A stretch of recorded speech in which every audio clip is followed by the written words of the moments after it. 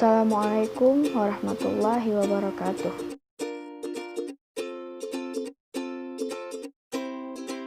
Pada video kali ini, kita akan membahas tentang vintage. Apa itu pengertian vintage?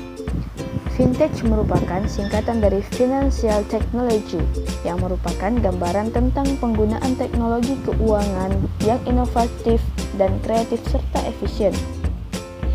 Jenis vintage ini ada yang dioperasikan oleh lembaga keuangan seperti layanan online Bank Mandiri. Selain itu, ada jenis vintage yang memberikan layanan keuangan berupa produk dan jasa keuangan. Vintage ini memberikan layanan keuangan terbaik untuk para konsumen. Dan tujuan utama vintage adalah mengurangi biaya infrastruktur sebagai lembaga keuangan. Selain itu, vintage juga bertujuan untuk menghindari memiliki banyak karyawan dan kantor cabang dalam melayani pelanggan. Nah, selanjutnya kita akan masuk ke sejarah vintage di Indonesia. Financial Technology sendiri tetap mempengaruhi Indonesia sebagai salah satu negara yang peduli akan ekonomi dan juga bisnis. Industri jasa keuangan mengalami inovasi yang sangat signifikan dan tentu saja berjalan seiring pesatnya teknologi digital di negara ini. Dapat kita pahami dari sejarah vintage di Indonesia, adanya penggunaan handphone termasuk salah satu dampak yang paling besar yang terjadi di Indonesia. Pertama, data yang bisa kita ambil bagaimana financial technology berkembang dengan baik di Indonesia yaitu pada saat bulan September 2015. Ketika munculnya Asosiasi Vintage Indonesia atau AFI, sebelumnya banyak sekali ke bisnis ataupun masyarakat Indonesia yang mengalami trust issue terhadap bisnis secara online karena khawatir akan banyaknya oknum penipuan. Namun, dengan adanya asosiasi tersebut, mereka menyediakan partner berbisnis yang terpercaya dan dapat diandalkan. Perkembangan vintage di Indonesia dan di dunia. Di Indonesia sendiri, vintage juga telah berkembang meskipun masih tertinggal jika dibandingkan negara lain seperti China, Hong Kong, dan India. Saat ini, berdasarkan data yang dikeluarkan oleh perusahaan konsultan manajemen bisnis MC Kisney & Company dalam laporan terbarunya berjudul Digital Banking in Indonesia, Building Loyalty and Generation Growth, tingkat penetrasi penggunaan layanan keuangan melalui vintage di Indonesia masih sekitar 5%. Angka tersebut terlalu jauh lebih rendah dibandingkan dengan negara Cina dengan persentase 67%, Hong Kong 57%, dan India 39%. Wah, tampaknya Indonesia sangat tertinggal jauh, teman-teman. Kemudian kita akan masuk ke kelebihan dan kekurangan vintage.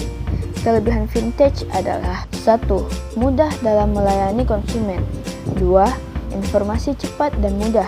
3. Keamanannya terjamin. 4. Proses cepat. 5. Mudah disetujui dalam 24 jam. 6. Pelayanan efisien. 7. Notifikasi pembayaran dan nominal akurat. Dan apa saja kelemahan vintage? 1. Wajib terkoneksi internet. 2. Hanya menjangkau pebisnis yang melek internet.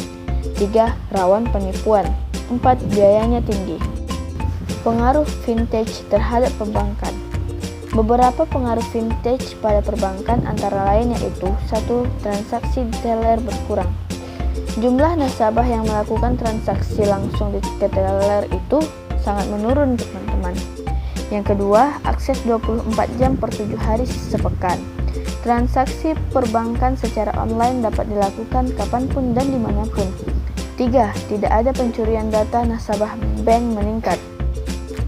Informasi nasabah banyak tersimpan dalam database penyimpanan online, memicu aksi pencurian identitas oleh para predator internet dengan teknik yang disebut phishing. Selanjutnya, integrasi keuangan. Perkembangan aktivitas online banking telah menarik perhatian lembaga di luar industri perbankan konvensional seperti pinjaman online. Selanjutnya, kita masuk kepada pengaruh vintage terhadap ekonomi. Menurut Bima di Jakarta, Selasa bahwa perkembangan vintage di Indonesia mampu meningkatkan produk domestik bruto atau PDB sebesar 25,97 triliun rupiah, baik secara langsung maupun tidak langsung. Selain itu, konsumsi rumah tangga mampu meningkat hingga 8,94 triliun rupiah. Kedua hal tersebut menunjukkan keberadaan vintage telah mampu meningkatkan perekonomian Indonesia secara makro. Selanjutnya, kita akan masuk kepada vintage yang legal di Indonesia. Yang pertama itu Dana Mas, yang kedua Coinworks, yang ketiga Amarta, yang keempat Investri, yang kelima Modalku, yang keenam Dana Cepat, dan yang terakhir Awan Tunai. Apakah pengaruh dari COVID-19 ini kepada vintage? Asosiasi Vintage Indonesia atau AVTAGE mengukur dampak pandemi COVID-19 terhadap industri vintage di Indonesia. Asosiasi telah melakukan survei kepada anggota guna melihat sejauh mana pandemi memberikan dampak.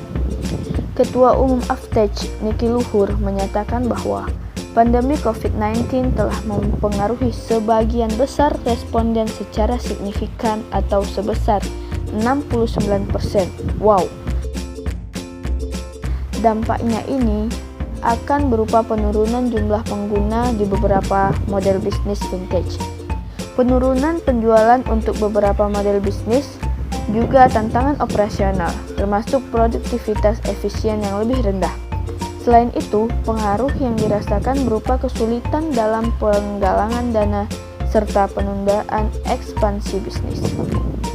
Jadi, itu saja yang dapat kami jelaskan di dalam video ini. Wassalamualaikum warahmatullahi wabarakatuh.